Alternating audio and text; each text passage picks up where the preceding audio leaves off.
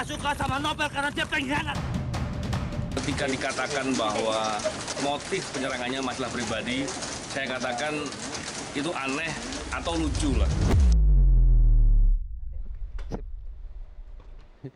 Ini mirip. Anda masih di Mata Najwa, Novel tak berujung. Saya ingin ke Bang Laude Syarif, mantan komisioner KPK. Anda juga terus mengawal kasus ini ketika itu. Saya ingin tahu apa yang luput, yang mungkin saja publik lupa. Karena kasus ini kan panjang selama 3 tahun. Dan sekarang seharusnya proses persidangan itu proses ujung atau proses akhir.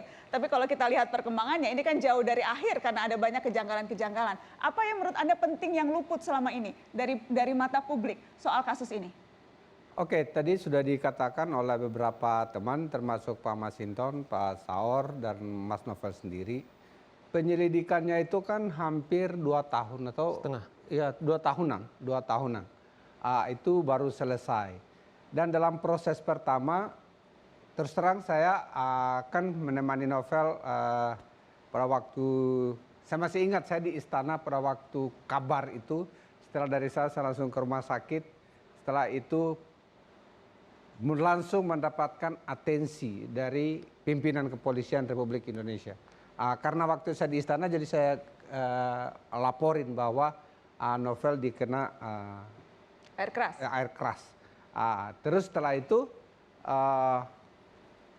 terjadilah lama-lama tidak ini, terus mereka minta informasi-informasi yang ada di KPK, tetapi awalnya setiap bulan katanya akan diberikan update, lama-lama berkurang. Habis itu minta penyelidik KPK menjadi bagian dari itu, kita tugaskan beberapa orang untuk membantu.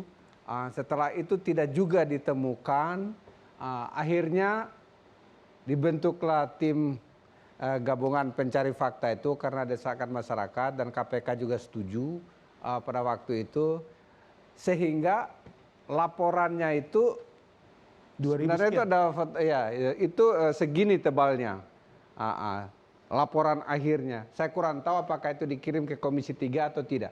Tapi terus terang saya agak kecewa waktu itu karena TGPF itu datang ke kami bertanya, tetapi laporan akhir itu KPK tidak dapat. Saya kurang tahu apakah Novel sebagai korban dapat atau tidak, atau sebagai lawyer nanti kita tanya. Tetapi segini itu yang diberikan oleh TGPF. Jadi ketika yang setebal itu dan kita melihat persidangan seperti sekarang itu jadinya memang kecewa sekali. Karena memang.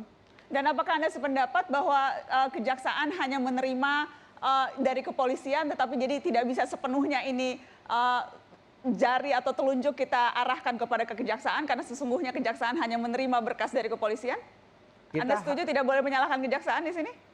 Begini, kita harus ada dua, bahwa jaksa itu tidak boleh didikte oleh siapapun di seluruh dunia itu. Kalau bahkan hukum kita lebih longgar, tetapi kalau misalnya di Amerika Serikat, polisi tidak boleh menetapkan tersangka tanpa approval dari jaksa.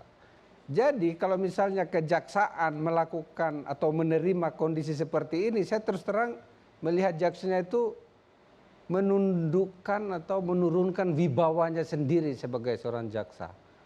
Dan saya pikir ini harusnya tidak seperti ini karena ya nama besar kejaksaan dipertaruhkan seperti ini. Karena terus terang dari awal frame kasusnya, kasus ini bukan kasus penganiayaan berat biasa, tetapi punya aroma lain, sehingga kita pergi ke Komisi 3.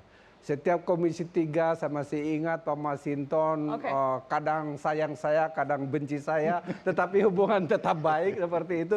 Tetapi ini banyak, jadi sehingga ketika hanya 2 orang keluar, saya masih ingat TGPF ya.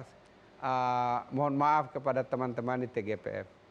Mereka bilang bahwa pelakunya ini pasti bukan cuma pelakunya, pasti ada yang menyuruh pelaku.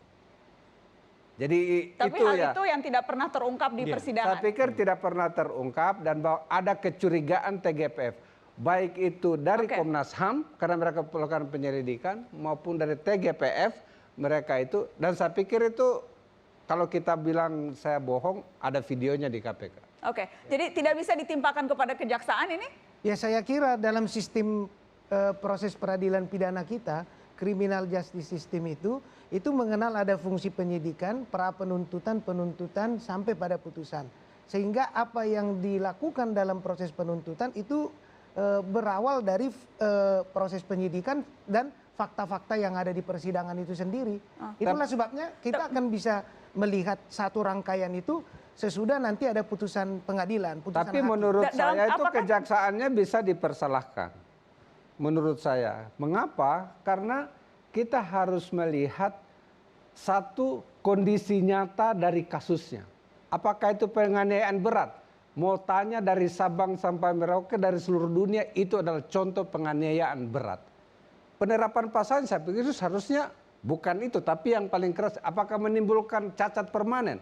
Cacat permanen. Kenapa jaksanya juga mau menuntut 1 tahun? Jadi menurut saya ini rangkaian kesalahannya itu besar sehingga Pak Masinton saja susah loh untuk menjelaskan keanehan ini dan saya pikir itu tugas Komisi 3. Bagaimana Bang Masinton? Apakah Anda percaya jaksa independen atau berada di bawah pengaruh kepolisian ketika menuntut kasus ini? Saya nggak mau berandai-andai, tapi artinya begini, dalam satu perkara BAP apa segala macam itu kan juga jaksa yang meneliti. Ya. Mana dirasa kurang lengkap, jaksa bisa meminta supaya penyidik melengkapin untuk bisa dibawa ke pengadilan untuk kemudian dibuktikan dalam persidangan itu. Nah, jadi menurut saya kalau kemudian polisi mengintervensi jaksa, menurut saya enggak. Tidak. Tidak. Tapi saya nggak mau berandai-andai seperti itulah ya. Tapi rasanya kok tidak seperti itu. Nah, ini tinggal jaksa kan punya instrumen untuk meneliti berkas-berkas dari penyidik tadi. Tidak serta-merta kemudian penyidik menyerahkan, ya jaksanya manut-manut begitu aja, kan dia yang akan menilai layak atau tidak, perlu dilengkapin lagi, dikembalikan lagi. Tapi kemudian berdasarkan BAP itu jaksa punya keyakinan untuk menuntut terdakwa tadi. Saya ingin minta komentar Anda ketika tadi Bang Saur mengatakan kok bisa ketua tim hukum terdakwa itu seorang jenderal bintang 2 yang bahkan pernah menangani kasus penyiraman air keras ketika ia dulu masih bekerja sebagai Direktur Reserse Kriminal Umum di Polda Metro Jaya. Ada kejanggalan yang tadi disebutkan Bang Saur. Apakah Anda juga melihat itu janggal? Pembela terdakwa justru adalah polisi juga, Jenderal Bintang 2? Ya mungkin ditanyakan ke polisinya, kita kan jadi berandai ini. Tapi kalau saya lihat Pama terkait Pertanyaan saya janggal atau tidak? Karena tadi disebutkan itu janggal. Terkait dengan petugas personel polisi, ya ada biro hukumnya didampingin, baik yang berkait tugas kepolisian maupun di luar tugas kepolisian ketika dimintakan ke institusinya. Nah, kalau apakah janggal atau tidak, saya nggak mau beropini dengan itu. Berarti gitu ya. kalau gitu Ton, sebenarnya polisi sudah turun derajatnya. Kalau itu konsisten, polisi harus membuktikan siapapun polisi yang melakukan tindakan kejahatan dengan kasus ini, karena dia kan dibilang ini menghina kepolisian. Konsekuensinya adalah siapapun polisi, apakah dia memakai narkoba, apakah memperkosa, harus dibela logikanya. Sekarang pertanyaannya itu kita bilang, mengapa ini mati-matian 100% polisi membela? Itu yang kita bilang, bagaimana peradilan ini peradilan sandiwara, artinya apa Barita? Sebenarnya penyidik sama jaksa sama aja. Contoh, ada 3 saksi kunci yang tadi Novel singgung, karena akhirnya kami suratin jaksa penuntut umum supaya diperiksa ini, CCTV juga diperiksa. Tetapi yang aneh Pak Masinton, tidak pernah mau jaksa penuntut umum, padahal mestinya dia harus bersyukur jaksa penuntut umum karena dia mewakili korban, kepentingan korban. Pak, karena tidak ada di BAP waktu kami di penyidik, kami diperiksa.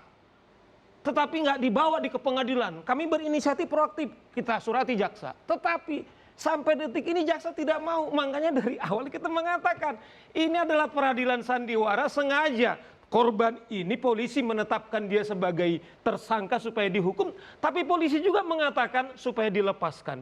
Sekarang itu yang kita bilang, masyarakat kemudian bingung, apakah sekarang polisi adalah berperan adalah pengacara para penjahat polisi atau polisi nasional yang fungsinya 3. yaitu pelindung masyarakat, kemudian pelayan masyarakat dan juga penegak hukum. Nah, saya bayangkan mestinya polisi tidak boleh kemudian membela ini karena dia mengkhianati kepolisian. Ketepatan saya ini mau break gitu loh. Jadi pengkhianat seharusnya tidak dibela Nggak oleh bisa oleh dong. institusi. Ini nggak tanggung-tanggung, brigadir dibela oleh Irjen 2 bintang. Nah ini Pak Masinton ada Komisi 3. Itu yang kita bilang ini Pak, peradilan apa? Kalau kami bilang Tapi ini dari pengadilan segi sandiwara, teoritis oke. sebenarnya itu penting untuk kita kelihatannya itu sepele, tetapi kalau kita kuliah di Fakultas Hukum itu menjadi rancu. Satu, bahwa kepolisian itu adalah dia mewakili negara ya salah satunya. Yang kedua, dia mewakili korban sebenarnya. Sekarang, tapi ada polisi juga yang mewakili penyerang. Jadi polisi satu mewakili novel, satu mewakili